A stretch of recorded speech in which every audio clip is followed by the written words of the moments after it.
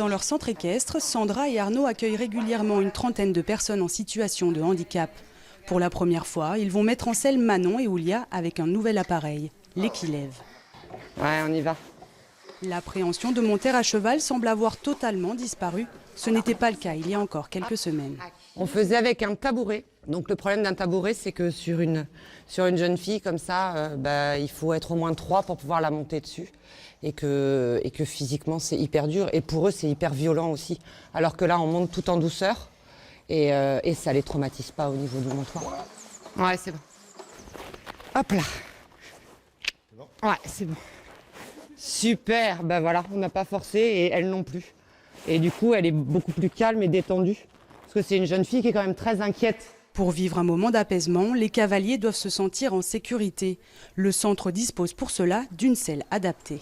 Grâce à ça, on a un support du dos. Alors tout se règle, tout s'adapte suivant la personne, qu'elle soit grande, petite, et suivant le souci. Et devant, on a un système de maintien aussi, qui permet de caler la personne comme dans un fauteuil et comme dans une coque.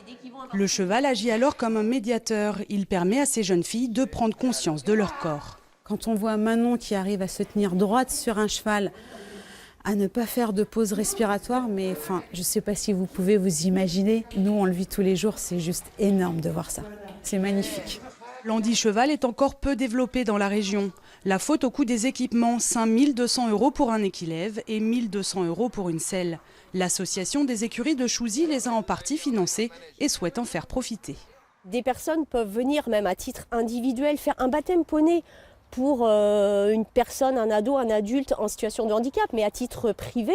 Un samedi après-midi, elle prend rendez-vous, on peut l'accueillir, elle peut faire un tour de carrière comme on a vu avec les patients ce matin et juste se faire plaisir. Pour 2017, l'association a un rêve, organiser pour la première fois dans le Loir-et-Cher un concours handisport reconnu par la Fédération française d'équitation.